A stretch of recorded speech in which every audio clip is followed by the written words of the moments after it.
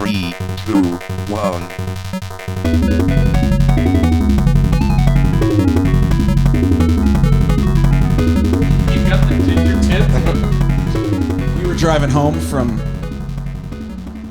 somewhere, and we had to pass through Madison, and we were going to get off to go to a gas station, and Tori referred to the exit with that Taco Bell as the Kepke exit. The Kepke exit. Do you remember this story? I kind of... We played in Madison somewhere, and you weren't trying to be funny, but like we all went to a Taco Bell, and Adam ordered something that came with a taco, and the lady goes, "Do you want it hard or soft?" And Adam accidentally in this tone goes, "Does it come hard?"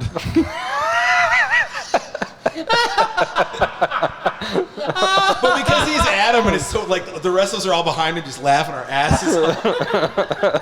And 15 years later, Tori called that the Kepke exit because that's where that went. Does it come hard? Does it come hard?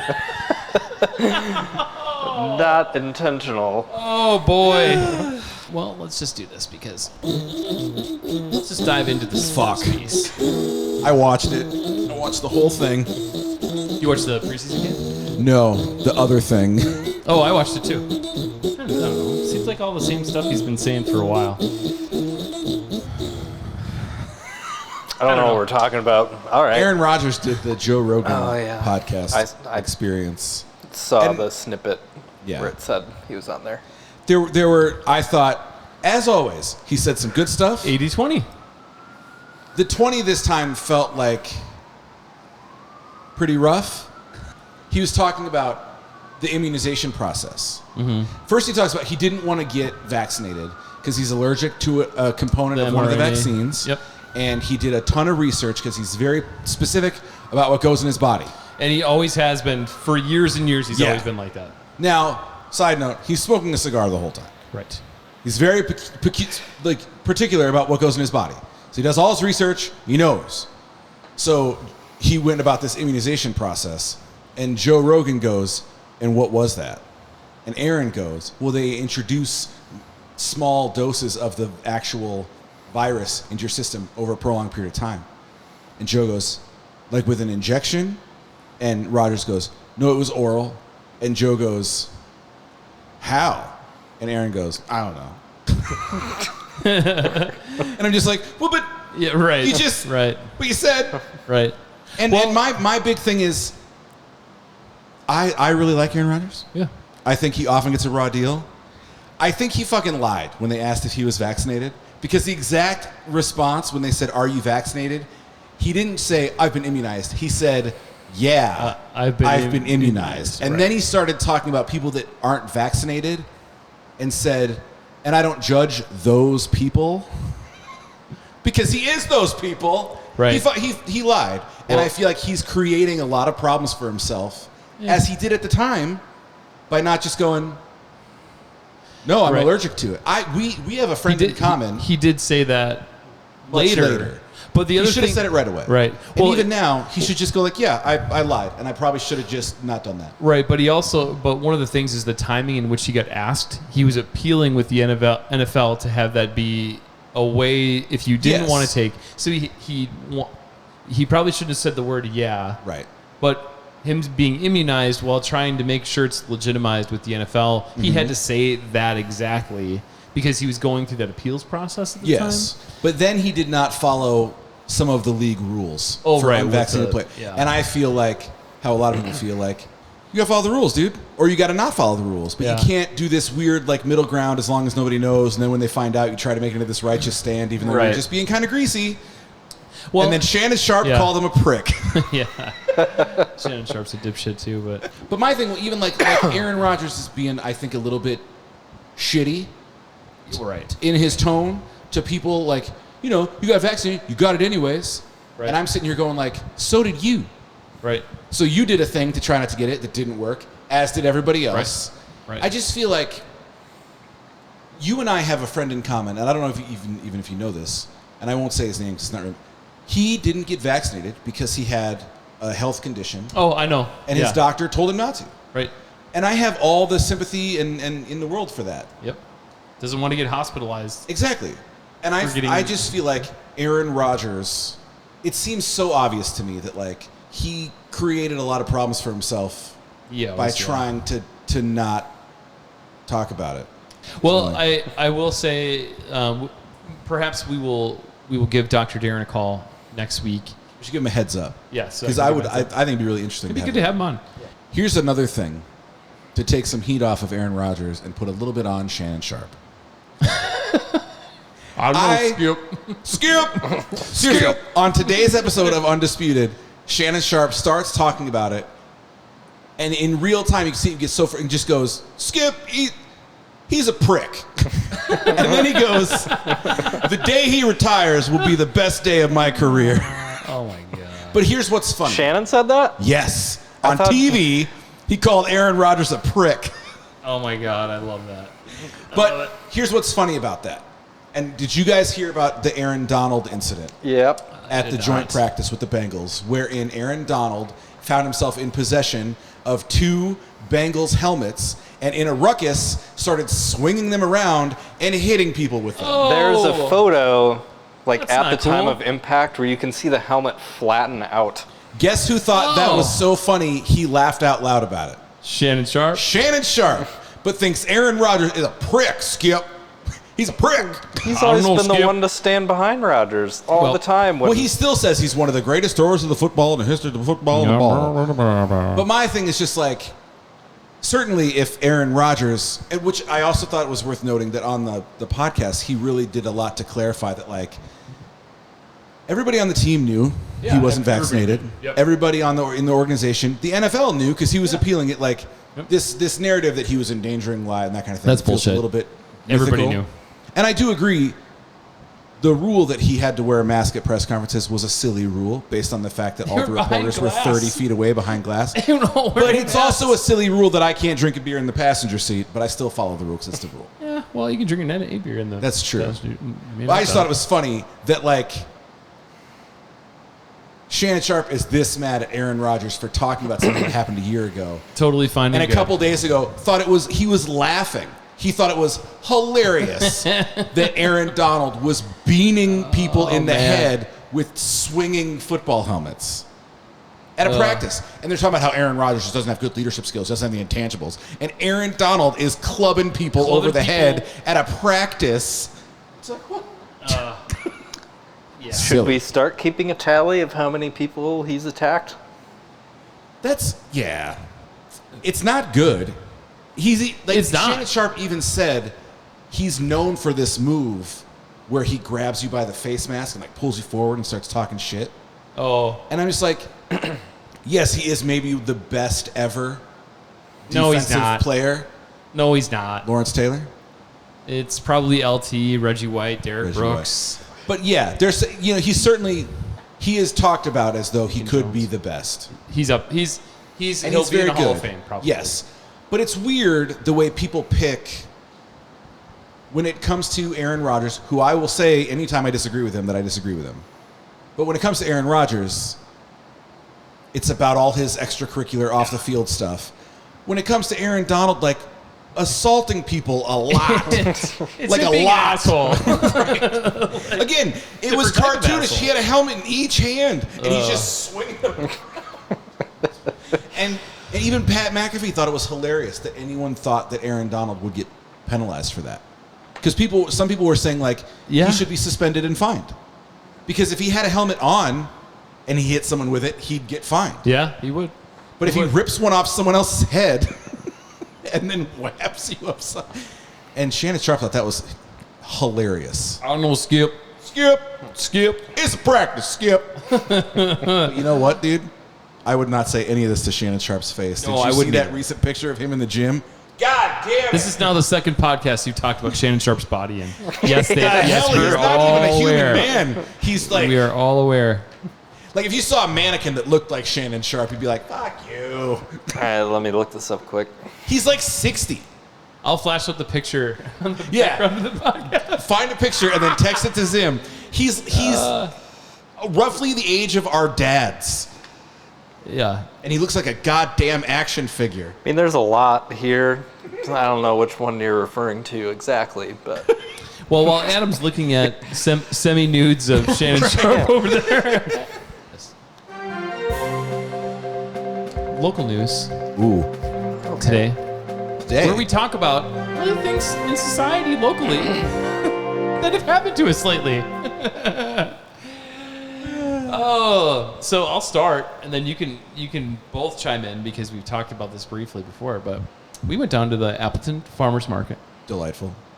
Usually, very delightful place.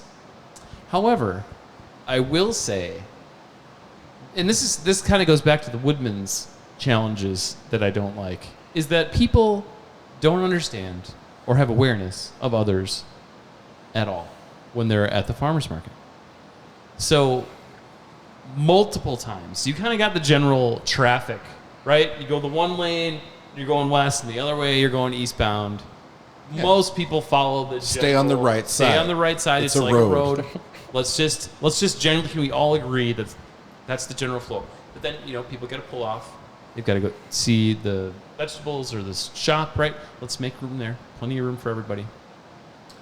But I cannot understand, and this happens, I swear, everywhere in public, but especially at the farmer's market, people who are walking in the lane and then just stop out of nowhere. Like, in the middle of everybody else walking, and, look around. It's like, do you have no self-awareness that everybody around you is moving and you're just going to stop? So then we're going to run into you because you've just decided to stop in the middle of traffic at that point. It reminds me of that Seinfeld bit where he talks about the moving walkway and people just stand on it like it's a ride. Right. I just don't get it. It's like with Woodman's carts, the same shit happens. People are going along, and then all of a sudden, boop, stop, and it's like, people are behind you. Did you not account for that? This thing, they don't, and they didn't. And they it's didn't. a complete lack of awareness of you're sharing a space right now. But it's just you. Yeah. It's your life. We're just living in it. Yeah. I quote that all. He says that all the No, it's good. It's your your world. world. We're just living in it. Oh yeah. But anyway, when I would be punching a steering wheels and goes, no, go ahead. It's your world. We're just living in it. Oh shit. Yes, I do say that a lot. I love it. I will also say that at the farmer's market, it's I don't understand, and you can explain. It sounds like you know this piece about the cash piece. A little. But at the end of the day, it is 2022. Could we at least have the option of using a debit or credit card to pay for things? Almost all of them are cash only.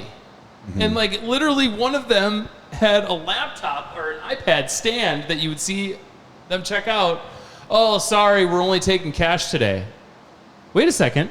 Today?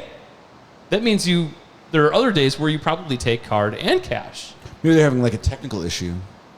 Maybe. It's that damn 5G that sucks. They could have just said that, though. They could have. They could have said that. So instead, we didn't buy ice cream for Fox because we didn't have cash. So then there's, you lost out on $5 easy right there. There you go. The fees can't be that expensive for Square. You use it for merch. I do. It's low. It's a low fee. Probably. But is it better than nothing? Yes. Yeah, it's certainly better to make the sale and pay that little bit of a fee. See, that's the thing. I think the variable here is you.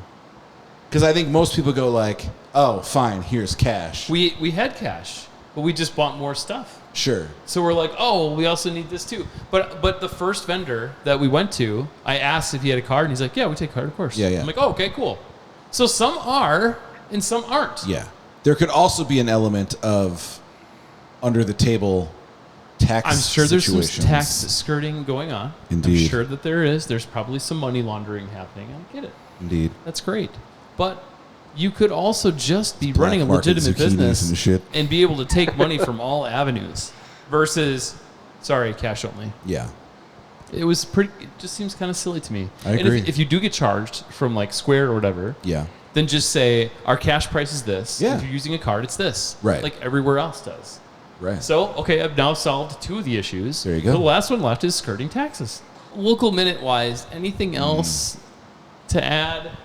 Any restaurants or new food that anybody's had? I haven't tried anything new recently. So I just saw today, I haven't tried it because I think it's opening in a couple weeks, There is a vegan Indian restaurant that is opening.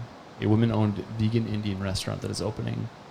That sounds amazing because we are actually super fortunate to have 2 really good Indian food restaurants in this town. And to have a third is going to be awesome.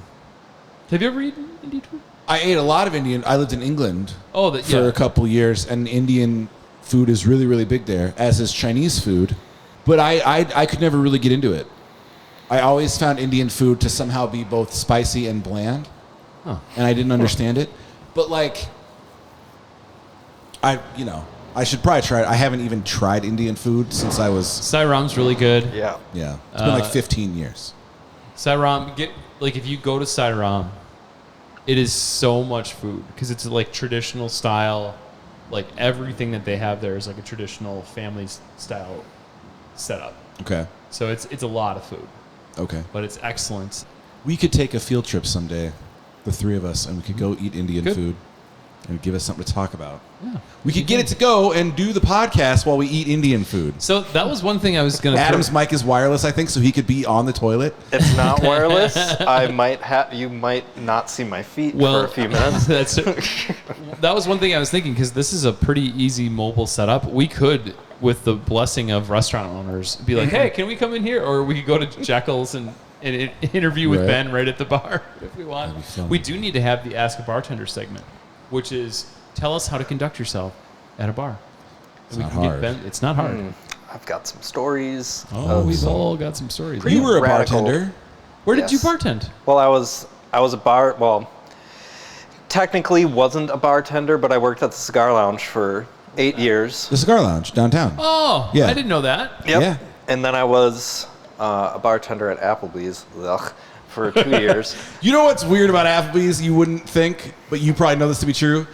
People get loose in an Applebee's. Dude, the Long Island iced teas, people love them. Oh, man. You get these businessmen or these moms or whatever that just let it fly at the Applebee's. I just remember because we had these flavored lemonades, and it's just lemonade with like a flavored syrup in it. But it was just one after another for like 5 hours, and I just got so mad at all the servers for ringing them in, and it's not their fault, but that job fucking sucked. Don't ever work there. Applebee's? Yes, Sarah don't. worked at Applebee's for a long time. The one on the east side of town just got torn down. I know. know. It's an interesting thing that the Perkins... That's a really good laser sound. Like, this is what a laser should sound like. Yep. It's got a nice woo underneath it. It's an interesting economic, sociological phenomena that the Applebee's did not survive, but the Perkins did. I always thought Perkins for breakfast was pretty solid. It is. But at Applebee's, I just never thought it was any different than like a Chili's or like, they're basically the or TGI same. Fridays. Yeah. Like, But that's what I'm saying. You would think that if the Perkins can make, maybe it's because they don't have breakfast food. and they're 24/7 at Perkins. Yeah. True. So you get the I drunk thought it was eaters. because like Applebee's was trying to do this weird, we're the high end of the low end kind of vibe. Do you know what I'm talking about? Yeah. And I think it like that's not the way the economy really works anymore. The high end of the low end. I've got so many examples in my head that I want to spew out, but all of them are going to get me in trouble if I say them, so I'm not going to say anything at all. It's like Perkins has the 16-year-old goth market cornered. We're for drinking sure. coffee, we're smoking cigs. And Applebee's used to have like the mom and dad are going out on a date to Applebee's vibe. But now... Do you remember that movie Waiting? Oh my God, it's so good. Have you seen it, Adam? Yeah, it's been a long time. It's so good. All I remember about that movie is the testicle stuff. Oh my God. Well, that's pretty funny too. There's The so bat much of wing, it, You the just bat stretch your wing. balls out like this. Oh, that shit is still pretty funny. Adam, was there anything, any new food experiences that you've had recently, or just general excellent things locally? Not Adam's making really. spoons again. You are doing some spoon work again. Tell the people about your spoons. Tell them about my spoons. Well, I carve wooden spoons all by hand. I started, 4 or 5 years ago? And I honestly don't remember or know why, but my wife, who's an art teacher, gave me some tools from her school that she was getting rid of, and I figured, well, these tools could be perfect for this specific thing. So I tried it and realized it's very relaxing and meditative. And that's kind of the reason that I stuck to liberals it. stealing from underfunded public schools. That's right. That was the goal. I bet you're going to claim that she paid for those supplies too. Am I right? But you also have Actually, made earrings. Yes. My wife has some lovely earrings. Did you ever do cutting boards? No, just because Everyone does cutting everyone boards? does cutting boards. But this one's shaped like Wisconsin. Speaking of the farmer's market, Surfaces upon which you can cut. That's not the reason why I didn't do them. I didn't have an interest in really doing them. I think I made He one. made me a very nice stand for my monitor so that my laptop can sit in front of it and I can still see them both. He made you a very nice... the door. He's basically the only reason Fox is still alive. Yes, the very solid oak baby gates that you put together for me. They're heavy. They are heavy and they worked excellent. They actually now work very well to keep the dogs while I'm filling their dishes at bay. There you go. So that they don't take me out when I'm filling them with food. So you're back at it, though. Slowly, yeah. I haven't had a lot of motivation to do it just because starting them, even though it's not hard, it doesn't take a lot of time, just feels daunting. How long does it take to make I was Spoon? going to ask the same thing. I'm pretty slow. There's guys out Same. There's guys out there that can do it in like an hour and a half. But I've sped through it like that and it never works. So I take my time and I'll put like an hour into it and then say, okay, I'm done for the night, because your hands start to hurt pretty bad pretty quickly, especially since I haven't done it in like 6 or 8 months. Like that takes a toll on your fingers pretty quick. It's an interesting thing to share with people because I think sometimes people go to like farmers markets or whatever and they go, oh, $40 spoon. And they don't realize but it took they're not like even 3 taking a hours to card. make it or whatever. Yeah, it can be labor intensive, especially like, I don't want to say I do this all by hand because I'm some artisanal spoon maker, but it's fun doing it that way. I don't want to cut things out with a saw or use Dremel tools. Do you Take ever my read time. Nick Offerman's stuff? No, I've been curious about it. I have one you can borrow. It's really, really good. Really? He talks a lot about like woodworking, but also like using like hand tools and like all the benefits of it and how it's meditative and Oh yeah. yeah. I read his most. Funnily enough, I was in Spring Green to play the Shitty Barn, and they have a great bookstore there that I went to, and I said, "Hey, do you have the Nick Offerman, the new Nick Offerman?" And she said, "Yeah, we also have this." And she points, and they have a handmade sign by Nick really? Offerman. Yeah. But the owner of the bookstore didn't know who Nick Offerman was. Really? Yeah, he thought he's just a woodworker who made this cool sign and didn't realize that he's like a famous actor, which is sort of my relationship with him. As I've never seen Parks and Rec. I've never seen any of that stuff. I've just watched like interviews with him because he's a Wendell Berry fan, who's a poet from Kentucky. He's a super talented musician too. He does tours and plays songs and stuff. The book I read, like the first third of it is about him taking a hike with George Saunders and Jeff Tweedy. Oh. It's very, very good. So he's from Chicago area. Indeed. One other thing that's super, super funny for those of you at home who watch Parks and Rec, when I think it's season 2, he has a picture of a brunette woman who's got eggs and bacon.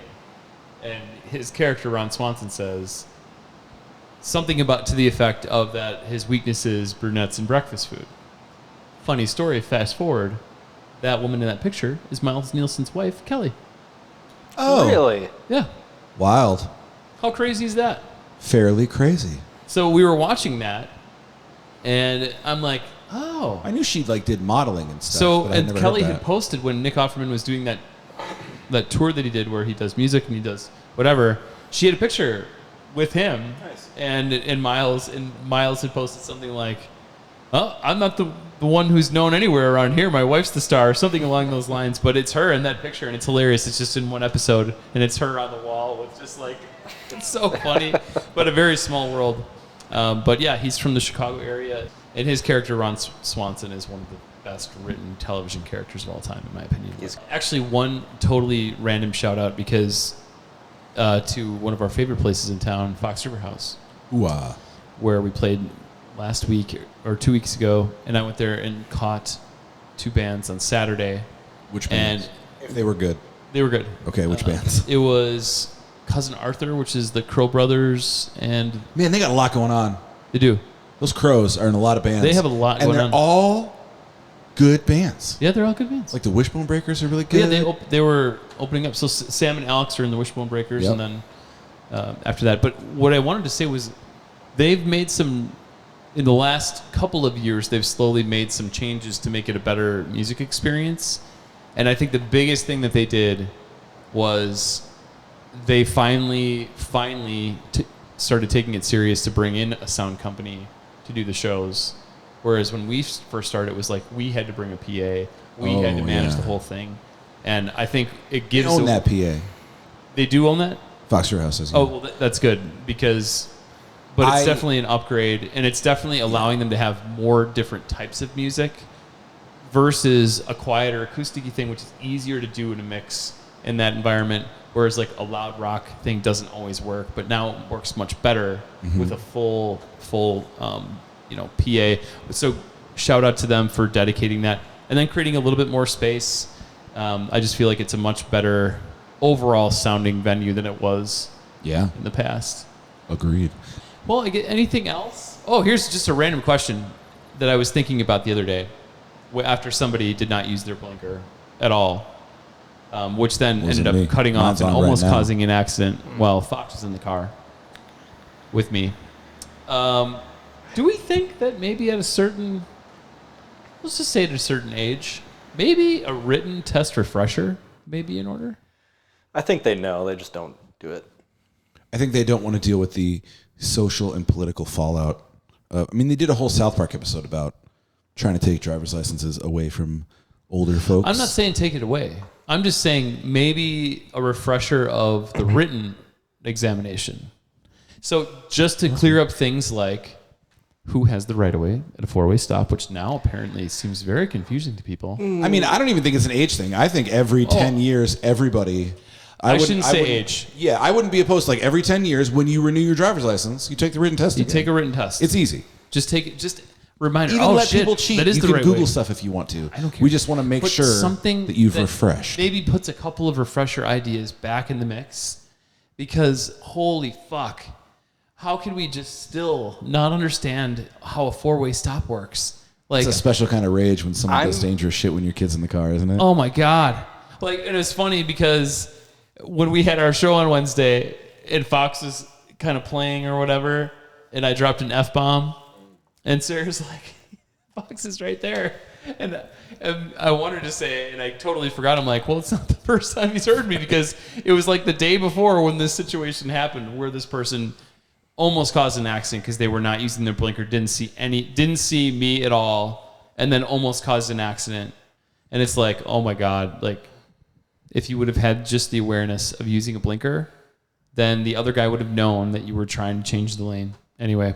I think what's more infuriating is I'm seeing more and more people that don't know how a 2-way stop seems to work. Even that. Well, this one that's like down here, that one that's by the draw, where it's very clear that the straight traffic goes first. Everyone else stops.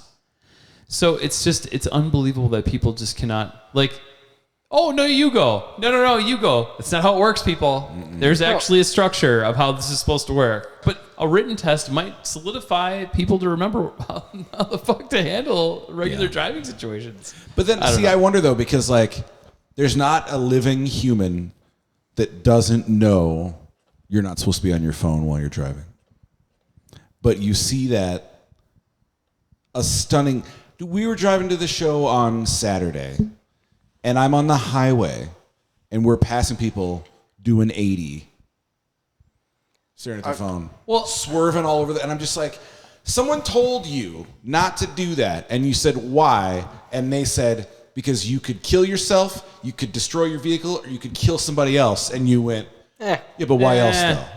I have driven past people on the highway that have literally had a book propped up on their steering wheel, reading as they're driving. I like the two-hand eaters on the highway.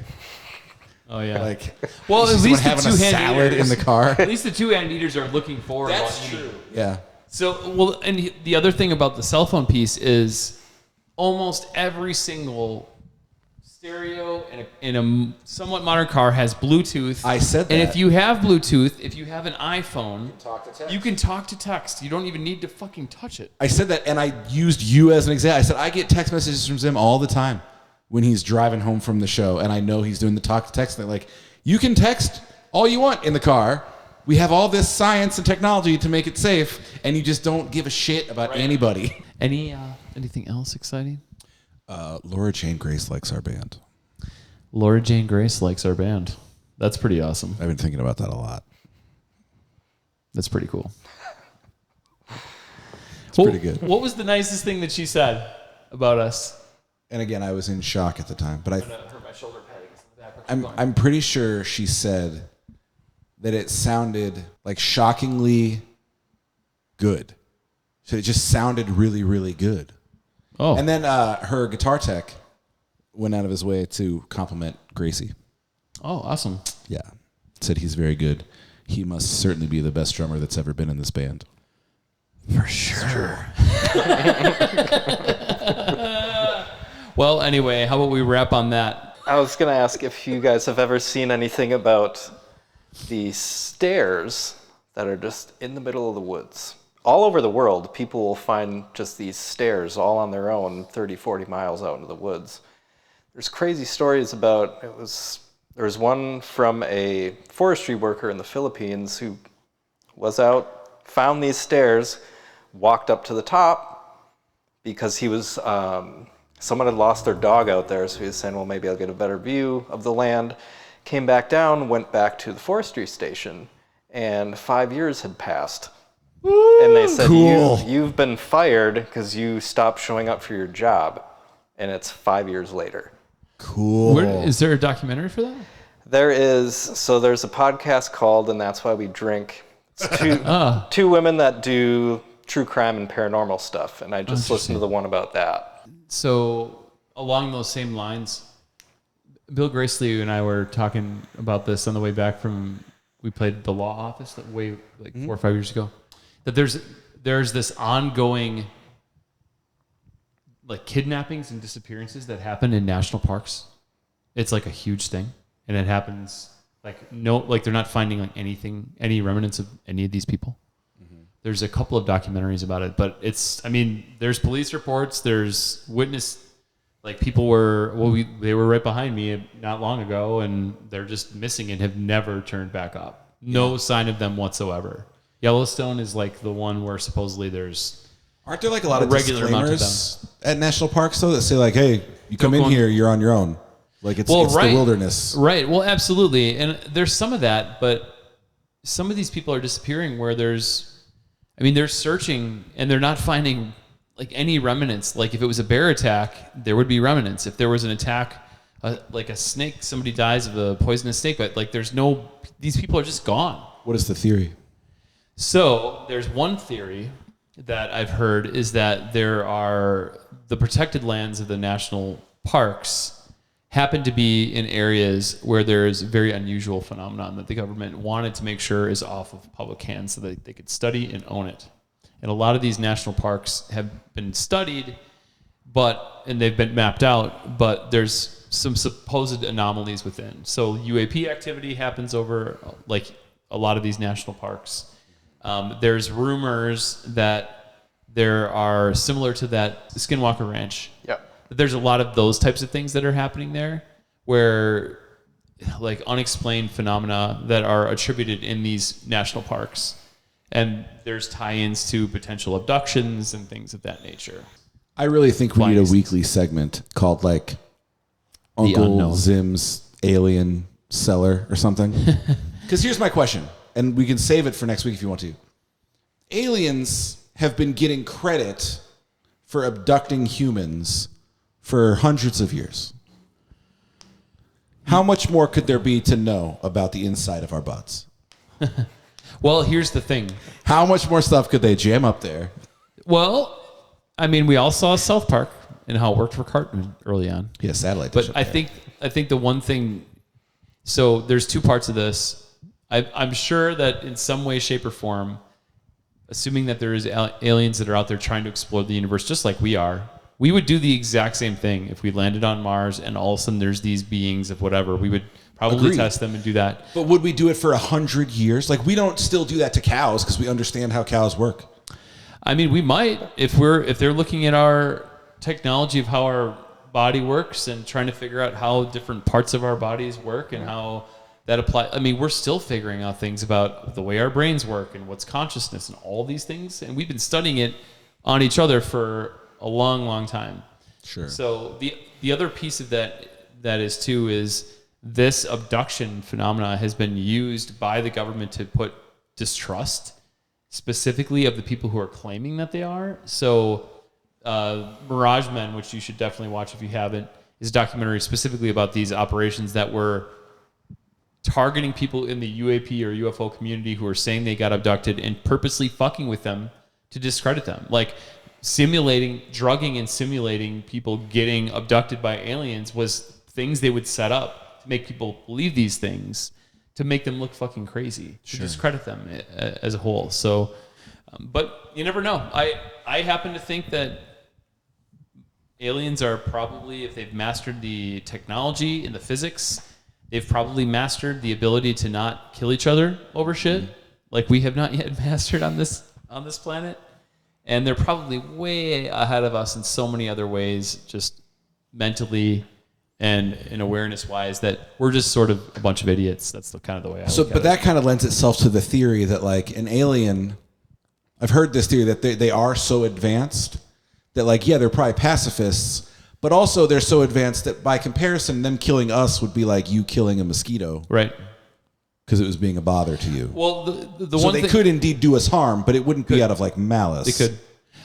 The one thing I think, and I can talk about this in depth next week, and we'll wrap up this segment here. We'll just wrap this up here. Let's see. Okay.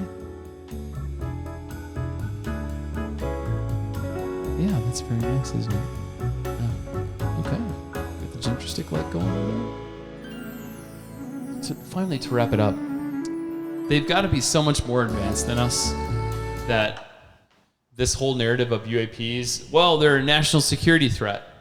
For our pea brains, we think of it that way. Yeah. But you don't think, like, if these aliens that are super advanced that own this technology couldn't crush us in a fucking second? Well, yeah, they'd They be already so would have advanced, done and it's not a threat, like I said, any more than we're a threat to, like, an ant. I just think it would be silly for us to declare war against aliens with superior technology and awareness and consciousness, allegedly.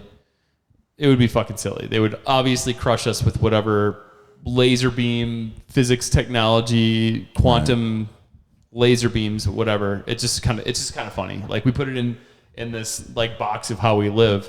It's a national security threat. They could be dangerous. Right. Well, I mean, really? it's the same way, like, we imagine them with, like, 2 legs and a head, Yeah, the Hollywood. because, like, that's what I heard Like Men in Black and all these movies. Dax Shepard on his podcast was saying, like, we're like the only creature on this planet that is bipedal all the time, for the most part. Pretty much. So the idea that, like, aliens would, like, they could be like a mist or something. That's the thing too. Like, Interdimensional. Do they have these same feelings of anger and malice and happiness? Like, they Right. could be nothing like us at all. Yeah. And also, like, oh, we need to make something that flies so we can get somewhere else. Yeah. Like, Yeah. Right. that might not be a thing at all. Yeah, for them to be sufficiently advanced to travel to here would imply that they are very, very, very, very much older than we are. And you would assume over that amount of time you would move past We are things very like young. war and Yeah, we are very young. Lastly, and we'll cut it and we'll leave this for everyone to think about, is that there's a theory that I'm starting to better understand, that these beings themselves that are owning this technology that we're starting to get footage of and whatever, they are interdimensional beings, meaning they are already around us, but we don't have the capability to be aware that they're here. But that also lends to the theory of people who have the ability or are in a traumatic state who are able to tap into this other, thing that's around us at all times. So then you have things like paranormal sightings or heat signatures or paranormal crossovers of things because they're already around. That was actually brought up on that podcast. It might have been a different episode, but they were saying this woman who claimed to be psychic, she got near something that was supposed to be very paranormally active, and when she got near it, she started to lose her senses, and they were talking about there's just certain people who are very aware and have that sensitivity that can experience those things, and just some other people aren't capable of it. Yeah, and well, I'll tell you right now, if you take ayahuasca, you get a pretty bright view of that other world that's surrounding us, and I can tell you that there's definitely something else in that state that is out there that I can't explain. But we will probably cut that from the end of this podcast. How come you weren't MVP last year, guy? I was MVP. Apparently that's all it takes. Goddamn hippies. I had a pretty darn good year last year. You did have after a good year. Came back. You were MVBP, most valuable bass player. I'll take that. Although I didn't win a whammy in our band. You're never gonna win a whammy in this band because I have upset them. Even though we are the best goddamn band in the world. God. Whammies don't like us, but you know who does? Now we won't get any Laura Jane Grace likes us, so take that, you cool. Whammies. Take that. Yep, Laura Jane Grace. And they'd be like, who's that? Does she play with... Does she do covers, or... What kind of covers does she do? Is she... what is the name of that band? Is she in the Love Monkeys from Milwaukee? Love Monkeys. Or Vic Ferrari? Oh, no, she's in this little band called Rising. Or excuse me, I almost said Rising. You did it again! Against me. Zim cannot think about Rise Against or Against Me without thinking he's thinking of the other one. The other one. That's like everyone calling your dog by its wrong gender. Oh, right. He's so... No, that's... No. Definitely done that. Well, I mean, the name of your dog... That's more Brisket masculine does sound name. A little bit more masculine. Yeah. But anyway, well, let's wrap it up. Any final thoughts before we kill this shit? The Whammy should have a podcast category so we can get snubbed in that one too. It's a podcast where we just cover other people's podcasts. Today we're going to do an episode of... Well, let's think about some guests we can invite for future episodes. I was thinking we should probably get Frank Anderson on to talk about some historical Wisconsin stuff. I was going to bring him up. Ghosts and mythical beasts across Wisconsin. Yeah. I was thinking about we should start phoning some of our friends' bands that have fun stuff coming up that we can help make people aware of, new albums and... My understanding of the music business is that we're not supposed to help people. We're not? I don't think so. Because there's only so much pie, Zim, and we need as much pie as we can get. Well, as a helpful guy myself, that really you are a helpful guy. That's what makes you MVBP. And with that, we will end it. Stay frosty, everybody. Goodbye, everyone. Stay off those stairs. Beep, beep, beep, beep. 3, 2, 1.